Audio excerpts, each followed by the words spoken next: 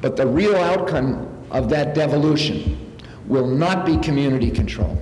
It will be corporate control, because these large corporations can so easily dominate the state political landscapes. And we know that story in the Hudson Valley from the early 60s, and I'll tell you that this is a story that was repeated on, up and down West Virginia and 10,000 times across this country and even in New York State. But in the Hudson Valley, the culprit was not a big mining company. It was the General Electric Corporation, and GE came into the towns of Glens Falls and Hudson Falls and Fort Edward, New York, back in the 50s and 60s, and they said to the towns, we're going to build you a spanking new factory. We're going to raise your tax base. We're going to bring in 1,500 new jobs. And all you have to do is waive your environmental laws and let us dump our toxic PCBs into the Hudson River and persuade the state of New York to write us a permit to do it. And if you don't do that, we'll move to New Jersey, across the river, and we'll do it from over there.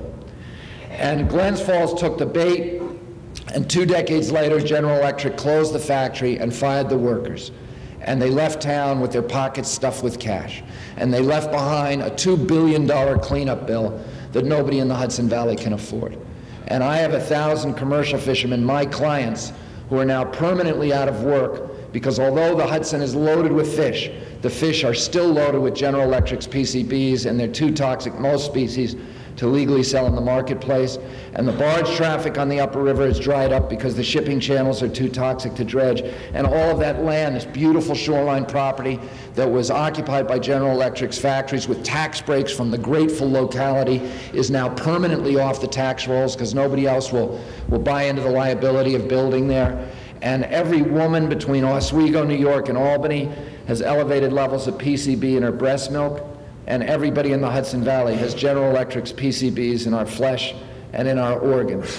And what the federal laws were meant to do, intended to do, was to put an end to that kind of corporate blackmail and to stop these corporations from coming in and whipsawing one community in New York against another in New Jersey to get them to race to bottom, to recruit these filthy industries in exchange for the promise of a few years of pollution-based prosperity. To ransom their children's futures in the process. And sometimes people say industry comes in. I believe that our environmental laws have democratized our country in an extraordinary way, even more than the other kind of progressive social movements in our history, the civil rights movement, the labor movement, and the women's movement, all of which were meant to democratize America, to spread out power to alienated communities and vulnerable communities and people who otherwise weren't participating in the debates about the destinies of their communities. I would say that of all of those movements, none has democratized our country as much as the environmental movement. Anybody in this room, if somebody wants to build an obnoxious facility in your backyard, a corporate hog farm or a chemical factory, an incinerator, and you have questions about the long-term benefits of that activity and the long-term impacts of that activity to your community, you have the right to demand an environmental impact statement and to say to that industry or that actor, we want to understand all of the costs and benefits of this activity to our community over the generations, over the long term. And then you have a right to a hearing and to cross-examine witnesses and to call your own witnesses and to a transcript of that hearing, a written transcript and a judicial decision based upon a rational interpretation of that transcript. And if there's a polluter in your backyard and the government fails to enforce the law against them, which is mainly the case, you have the right to step into the shoes of the United States Attorney and drag that polluter in front of a federal judge and prosecute them and enjoin them, prosecute them for penalties and enjoin the activity. And we have toxic right to know laws and inventory laws that make government and industry more transparent in our communities. Now, industry looks at these developments and they say, this is terrible, this is going to cost me money, it's going to take me longer to build the plant and bring the benefits that I want to bring to this community. And it's true, democracy in the short term is inefficient, it's unwieldy, it's sloppy, it's messy, and it's painful. But in the long term, there's no system that's more efficient. And it's always going to be more efficient for us to look before we leave. And the best testimony to that is the nuclear power industry, which got a start in this country before we had the environmental laws.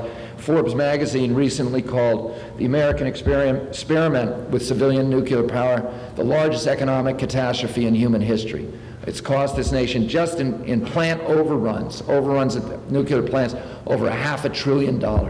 And we still don't know what we're going to do with stuff, because we didn't have the capacity back then to say to the promoters of this industry, yes, but what are you going to do with the stuff when you decommission these plants in 30 years? What are you going to do with it for the next 250,000 years? And how is that going to be economical, that storage and the protection? They never had to answer those questions because we didn't have the environmental laws that forced people to answer those questions up front. So now those costs are falling on the American public, and it's the biggest subsidy that ever occurred. The other thing that, speaking of subsidies, that polluters often say is that, and that what they say in their, on Capitol Hill is that, well, we got to restore the free market, and we're going to do this by dismantling the federal environmental laws. But I would say this: first of all, the best thing that could happen to the environment is if we had true free market capitalism.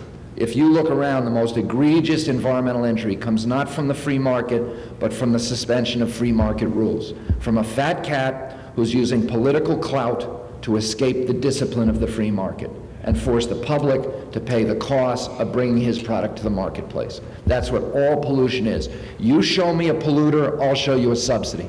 I'll show you somebody who's cheating the system, who's not paying their way. You look at all the Western resource issues that have driven the environmental movement in this country for the past 5 decades, water and grazing and mining and lumber. They're all about subsidies. If you're a farmer in the state of Idaho, you can get unlimited amounts of federal water for 11 cents an acre foot. That's our water. We bought those rivers with the Louisiana Purchase money. We built the dams, the irrigation systems, and the canal, you and I, the federal taxpayer. If we left that water in the river and sent it over the dam for hydropower or sold it to the city of Los Angeles for drinking water, they would pay $800 to $900 an acre foot for it. That's the true free market value of that product. But these farmers are getting it for 11 cents an acre foot, so we're giving them a $800 subsidy on every acre foot they use. Because they get the resource for free, they use it wastefully. They grow rice in the desert. They put the Louisiana rice farmers out of business, and they've sucked every river in Idaho dry. There hasn't been a salmon season in Idaho in 15 years. If you're a rancher in Idaho, you want to graze your cow on my property, you're going to pay me $18 a month. What if you have the political clout to get onto our federal lands that you and I own? What do you pay us? $1.61 a month. And because they get the resource for free, they use it wastefully. They overgraze the land.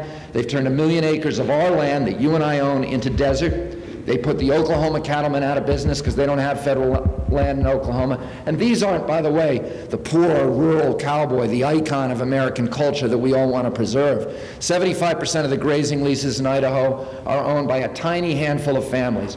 The Simplots, the Packards, the Hewletts, and David Russell of Santa Barbara, who alone controls 1 million acres. These are the richest people in America. These are the same people who financed this revolution on Capitol Hill in 1994 and 1995, and they have their indentured servants up in the nation's capital demanding that we have capitalism for the poor, but at the same time, now we get rid of the school lunch programs, et cetera, and at the same time, they are fighting as hard as they can for the system of socialism for the rich in the Western state, where we pay $30 billion a year to these welfare cowboys who are destroying our resources. And I have to say,